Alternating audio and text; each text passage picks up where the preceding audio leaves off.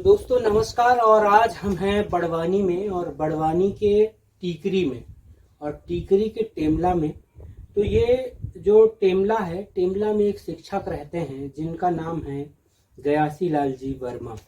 तो आज मैं आपको इनसे मिलवा रहा हूं और इनसे मिलवाने के पीछे का कारण है इनकी सादगी, इनका व्यक्तित्व और इनका जीवन, जो कि एक शिक्षक के रूप में आज के परिवेश में भी हमारे लिए अनुकरणीय है। तो ये क्यों अनुकरणीय है और क्या विशेषता है इस सादगी भरे जीवन की, तो उसको जानने के लिए आज हम लोग आए हुए हैं टेमला में, जो कि बड़वानी जिले के टीकरी तहसील में पड़ता है। तो आपका बहुत बहुत स्वागत है मास्टर साहब। और आप थोड़ा सा अपने विषय में कुछ बताइए।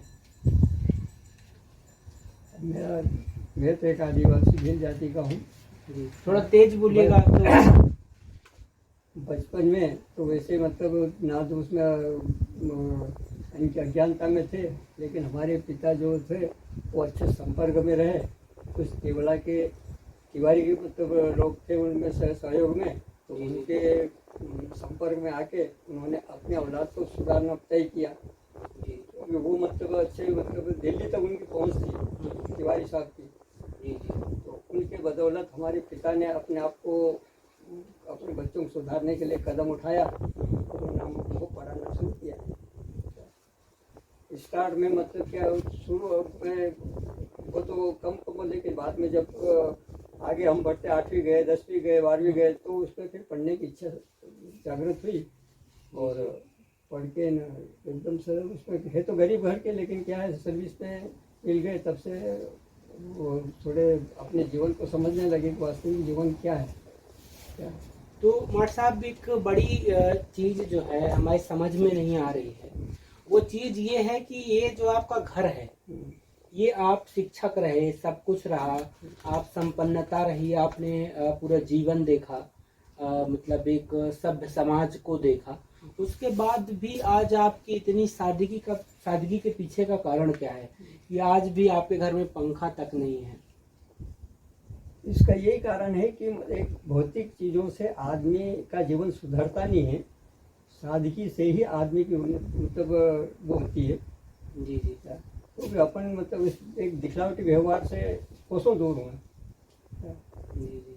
एक वो कहावत है ना कि वो कंकर पत्थर जोड़ के मस्जिद ले बनाए, क्या चाचर मुल्ला बांग दे, क्या बहरा हो गया तो भगवान को मतलब तो ऊंचे मतलब महल नहीं ढूंढता वो, तो बिल्कुल वो बिल्कुल झोपड़ों में आश्रमों में मिलेगा। जी। उसी की रीति से जितनी सादगी से रहो उतना जीवन सुरक्षित है। और मतलब अपना जो मतलब सादगी जीवन औरों के लिए भी मतलब उसमें उत्साहित करता है।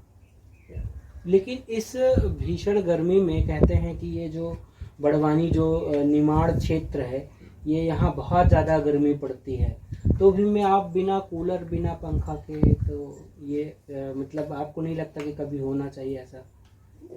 ये तो खैर मतलब भौतिक उसमें है जी और इसे प्रकृति ने उसके भी, इससे कूलर ने उससे भी मतलब अच्छी उपयोगिता चीज दे रखी है। वृक्षों का, झाड़ों का समूह लगाओ। मैंने अपने जीवन के मतलब कई वृक्ष लगाए हैं। जी जी। क्या वो आपको शुद्ध हवा भी देंगे, छांव भी देंगे, हवा भी शुद्ध मिलती है। जी जी। पंखे में तो और भी बनावटी आती है, गर्म भी आती है हवा, लेकिन ये तो कुदरत की दी हुई है, ईश्वर की दी हुई है। अच्छा, तो आप मतलब लोगों से ये कहना चाहते हैं कि प्रकृति से जुड़े, जितना ज़्यादा से ज़्यादा हो सके। अगर हम भौतिकता में उलझेंगे तो फिर हम ज़्यादा खर्चे में जाएंगे और हाँ। मतलब कर्जों में फंसेंगे जी, न। फिर मतलब उसके लिए जो भी अपनी आवक होगी वो अपन मतलब ऐसो आराम में मतलब खर्च करेंगे। जी जी सही है। इससे बेहतर है कि अपना सादा जीवन रहो जी। और अच्छी उन्नति, ताकि अपना उसमें रहे तो अपने मदद से किसी गैर को भी मतलब अपन सहयोग दे सकते हैं। अच्छा, फिर ग्लोबल वार्मिंग भी नहीं होगी। हाँ, मतलब पर्यावरण भी अपना ठंडा, पर्यावरण ठीक रहेगा। जी जी जी जी। तो ये बड़ी अच्छी सोच है मार्ट साहब की। और मार्ट साहब का जो जीवन है वो बहुत ही सरल, बहुत ही शांत और बहुत ही भौतिकता से दूर है। उससे हम जीवन में सीख सकते हैं कि बिना इस भौतिकता को अपने जीवन में ओढ़े हम जीवन को जी सकते हैं। मठ साहब, एक चीज और कि आपके पीछे ये जो ग्रंथ दिख रहे हैं, काफी ये लाल कपड़े में लपेटे हुए, इनका क्या औचित्य है आपके जीवन में? आप जैसा कहते हैं कि मैं भील जनजाति से हूँ, तो ये आप फिर ग्रंथों को कैसे देखते हैं अपने जीवन में? एक हमको शिक्षक जो है जी वो केवल एक ज्ञान पर उसमें प्राप्त करने के लिए एक मार्ग बताता है, जी लेकिन वास्तविक ज्ञान तो इन ग्रंथों में ही मतलब भरा पड़ा है। जी जी आप पढ़ना लिख कर सीख गए, उससे उद्धार नहीं होगा। उद्धार तो केवल अपने धार्मिक ग्रंथों से, मतलब अपने अपने को ईश्वर ने किस लिए भेजा है यहाँ, जी वो काम आपको मिलेगा सही ग्रंथों से ही मिलेगा। पढ़ लिख के ना अपन मतलब भौतिक चीज़ों का वो पीछे पड़ जाएंगे, उससे अपने आत्मा की उन्नति नहीं होती है। जी जी जी। तो जो इसमें कौन कौन से ग्रंथ हैं मठ साहब अपने पास में? मेरे पास तो सब हिंदू के मतलब जब 12-13 पुराण है जी तो कम से कम जीवन का सही मार्गदर्शन करते हैं वो। जी। इन्हें बनावटी भौतिक उससे कोशों दूर मतलब जीवन उसमें करना, और ये वास्तविक जीवन इसी से मठ साहब ऐसा कोई दृष्टांत बताइए, या ऐसा कोई प्रसंग जो आपको बहुत अच्छा लगा हो, जो आपने पढ़ा हो पुराणों में, तो और भी लोग इसका लाभ ले सकें, जान सकें इसके विषय में।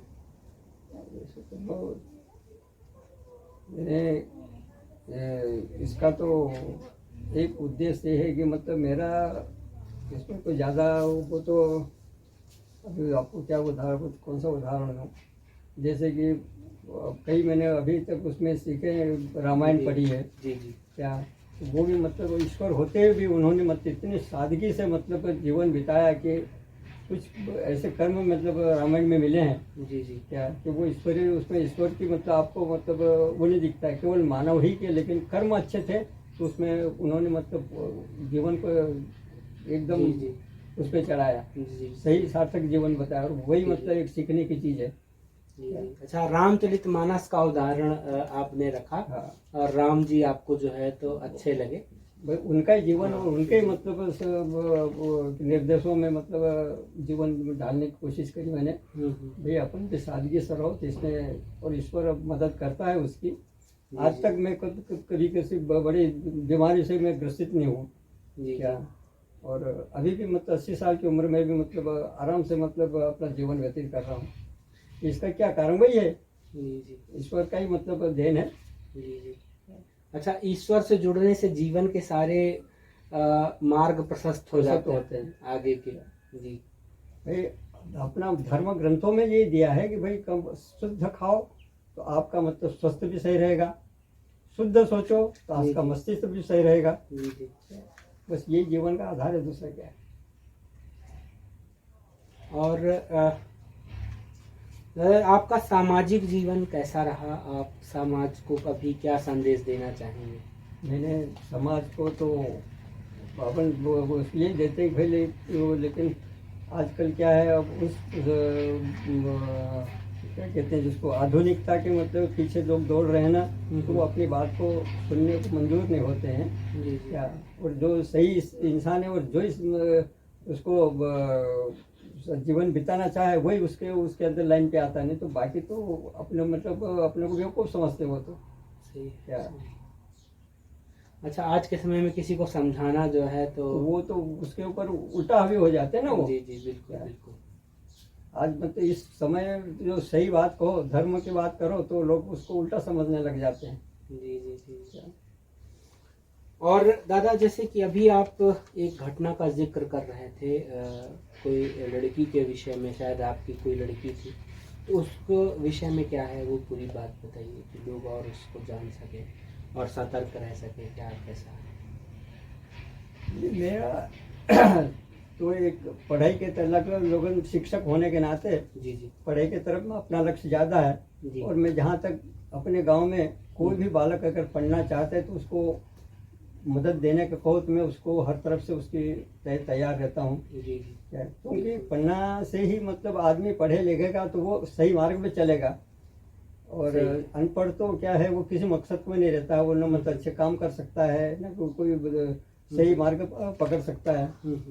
तो सबसे बड़ी बात तो है कि पढ़ना ही बेहतर है, और पढ़ाई की तरफ मैंने हर किसी यहाँ पे गांव में और समाज में भी यही वो लिया है कि भाई कोई पढ़ने वाले को मैं हर तरफ से मदद करने के लिए तैयार रहता हूँ।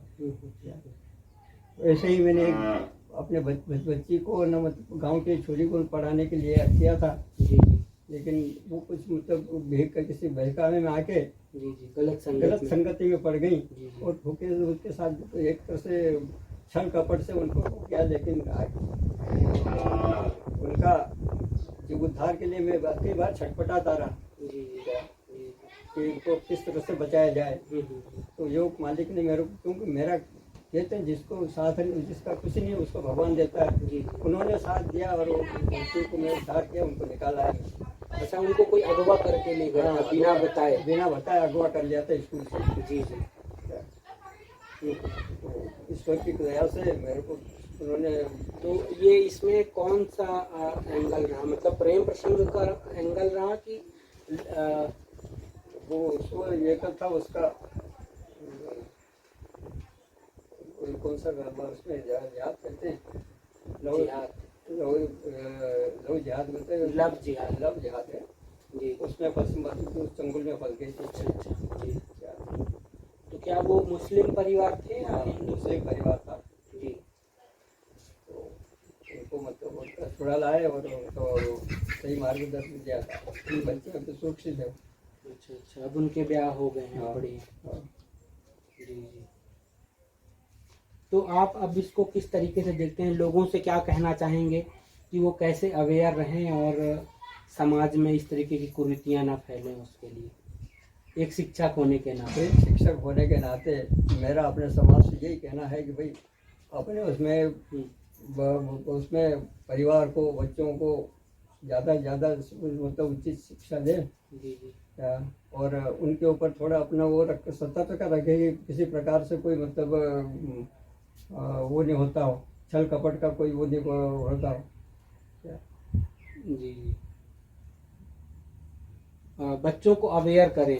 हाँ, बच्चों के मतलब से उनकी समस्या जो या उनके किस मतलब उसमें जा रहे हैं उनका ध्यान रखें। जी जी। क्योंकि आजकल बिगाड़ने वाले बहुत मतलब मिलते हैं, सुधारने वाले बहुत कम रहते हैं। जी। चलिए, बहुत अच्छा लगा आपसे चर्चा करके। जीवन के कई प्रसंगों को जानने के लिए आपके अनुभव हमारे लिए प्रेरणा स्रोत रहेंगे और आपकी जो सादगी है वो सच में अनुकरणीय है। और आशा करते हैं कि इस वीडियो के माध्यम से आप भी कुछ सार्थक ग्रहण करेंगे। तब और फिर अगले विषय में फिर आपसे मुलाकात होगी। तब तक के लिए नमस्कार, बहुत बहुत धन्यवाद।